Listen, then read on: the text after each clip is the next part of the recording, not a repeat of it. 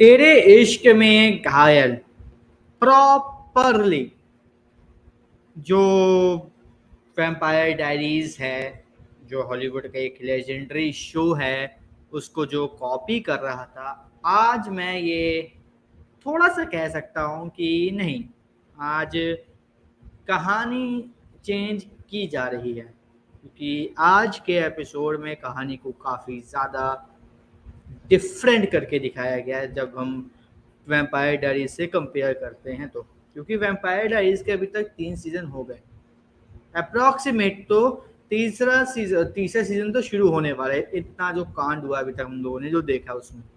और जो कहानी है उसमें कहानी काफ़ी ज़्यादा डिफरेंट थी, क्योंकि उसमें जो हमें क्या कहते हैं, सिकंदर के भाई, या फिर बोलो कि सिकंदर का जो भाई है जो अब दुश्मन बन चुका है, उसका जो रोल देखने को मिल रहा है वो बहुत ही ज़्यादा लंबे टाइम तक अच्छे से स्टैब्लिश किया गया था। और जो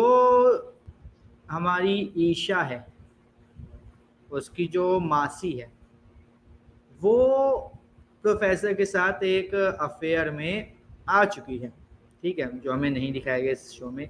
और ये हमें एकदम से मतलब गायब भी दिखा दिया गया कि ईशा की जो मौसी और जो प्रोफेसर है वो गायब है। तो वहाँ पे ऐसा नहीं था, वहाँ पे जो मतलब जो मौसी थी ईशा की, उस वाले उसमें टीवीडी वाली, उसका कैरेक्टर लगातार मेंटेन करके रखा गया और काफ़ी अच्छी तरीके से उसको सेटअप करके रखा गया, क्योंकि अब ईशा की मौसी का जो है उसको वैम्पायर बनाया जाएगा। वैम्पायर बनाने के बाद उसको सिकंदर मतलब बलि का बकरा बना देगा। अब जब उसको बलि का बकरा बनाएगा तो हम लोगों को बिल्कुल फील ही नहीं होगा कि हाय ईशा की मौसी चली गई तो हमें कुछ दर्द होगा, नहीं। वहां पर जब ईशा की मौसी को सिकंदर ने अपने काम के लिए यूज किया था, या ये बोलो कि काम समाप्त किया था, तो सब के सब 1 मिनट के लिए हर्ट हुए थे, बहुत ज़्यादा बुरा लग रहा था ईशा की मौसी के लिए। लेकिन यहाँ पे ऐसा कुछ फील नहीं हो रहा, क्योंकि यहाँ पर ईशा की मौसी को स्टैब्लिश ही नहीं किया गया। प्लस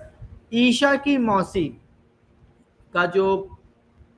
एक तरीके से कह सकते हैं अफेयर चल रहा था प्रोफेसर के साथ, उससे भी रिलेटेड हमें कुछ नहीं देखने को मिला। बल्कि वहां पर जो प्रोफेसर था उसके साथ ईशा की मौसी का जो अफेयर था वो क्लियरली देखने को मिला, उनके बीच का जो रिलेशन था वो क्लियरली देखने को मिल रहा था एपिसोड में। और जब ईशा की मौसी के साथ ऐसा कुछ हो रहा था तो वहां पे प्रोफेसर भी ये कोशिश कर रहा था कि जो सिकंदर है उसको वो रोके। यहाँ पर प्रोफेसर को कोई नामो निशान ही नहीं है, वो अपनी मर्जी से ला रहे हैं और उठा के फेंक दे। ऐसा मैंने कुछ दिनों पहले भी एक रिव्यू में कहा था कि भाई जिसकी ज़रूरत होती है उसको ला के धरेंगे, जिसकी ज़रूरत नहीं होगी उठा के उसको दूध में से मक्खी की तरीके फेंक देंगे। और इसी वजह से किसी भी कैरेक्टर के साथ हम लोग कनेक्ट नहीं हो पा रहे हैं। वीर के साथ सबसे ज़्यादा कनेक्टिविटी बनी है अभी तक ऑडियंस की, वीर के बाद अरमान के साथ सबसे ज़्यादा कनेक्टिविटी बनी है, और कोई कैरेक्टर नहीं है जिसका इतनी ज़्यादा कनेक्टेड हो ऑडियंस, सच बताऊँ तो। उसके अलावा अगर किसी के साथ कनेक्टेड हुई है तो वो काव्या है, मैं जहाँ तक समझ पा रहा हूँ। ईशा के साथ तो लोग इतना ज़्यादा कनेक्ट हो ही नहीं पाया अभी तक, वो बंदी अलग ही मतलब डायलेमा में जी रही है। तो ये जो डायलेमा है इसकी वजह से क्या हो रहा है कि मतलब जो चीज़ें हैं वो ऑडियंस के साथ इतनी ज़्यादा अच्छी तरीके से नहीं जा रही, क्योंकि अगर किसी कैरेक्टर के साथ ऑडियंस ही नहीं जुड़ेगी तो उसके साथ अगर कुछ बुरा होगा या अच्छा हो तो ऑडियंस खुश या रोएगी कैसे। यही भी बात अब सीरियस से मुझे समझ में नहीं आ रहा कि क्यों राइटर्स को और स्क्रिप्ट राइटर्स को समझ में नहीं आता। अगर इस चीज़ पे थोड़ा सा ये लोग फोकस कर ले तो ये जो सीन चल रहा है ना कि मतलब ईशा की मौसी को कर देंगे, तो वो सीन बहुत ज़्यादा इमोशनल हो सकता था, लेकिन नहीं होगा। उसके बाद सिकंदर और जो हमारे सो कॉल्ड अरमान और वीर की फाइट होगी,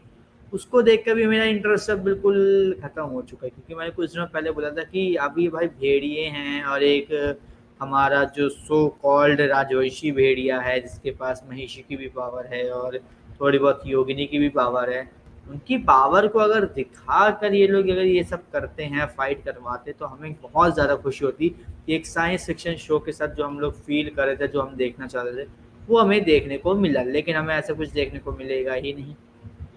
सिर्फ अपनी कॉस्ट बचानी है एफेक्ट्स की,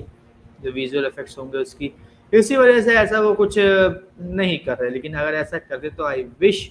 ये बहुत ज़्यादा अमेजिंग होता, बहुत ज़्यादा। और मैं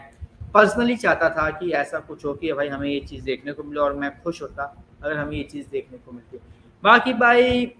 अगर मैं इस शो के ख़त्म होने की बात करी कब बंद होगा, तो भाई ऐसी खबरें आ रही हैं कि जून में ये शो बंद हो जाएगा। अप्रॉक्सीमेट 9 जून के आसपास की डेट आ रही है कि भाई तेरे इश्क में घायल को जून में एंड कर दिया जाएगा, इसको बंद कर दिया जाएगा, ख़त्म कर दिया जाएगा। और इसके बाद कहानी क्या मोड़ लेती है, कहानी कहाँ से कहाँ जाती है, तो भाई वक्त ही बताएगा। क्योंकि जिस तरीके से ये लोग चल रहे हैं उस हिसाब से तो भाई इसका अगला सीजन बिल्कुल भी नहीं आना चाहिए, वरना और बेइज्जती होगी। प्लस इसको जल्दी से रैप अप करके इस शो को बंद कर दो, इसका कोई और अच्छा शो डालते तो ऑडियंस भी काफ़ी ज़्यादा खुश होती है इस शो को देखने के लिए। बाकी भाई आप कमेंट्स करके ये बताइए कि क्या आप भी चाहते हैं कि भाई इस शो को लेकर जो थोड़ी बहुत ये कमियां चल रही है इसको आप बाकी जो बचे हुए एपिसोड है उसमें कवर अप कर लें और चीज़ों को थोड़ा सा मेंटेन कर लें या नहीं। कमेंट करके हमें ज़रूर बताइएगा, और इसी तरीके की अपडेट से जुड़े रहने के लिए हमारे चैनल को सब्सक्राइब कर लीजिए, बेल आइकन को दबा लीजिए ताकि आपसे मिस ना हो हमारा कोई भी लेटेस्ट अपडेट।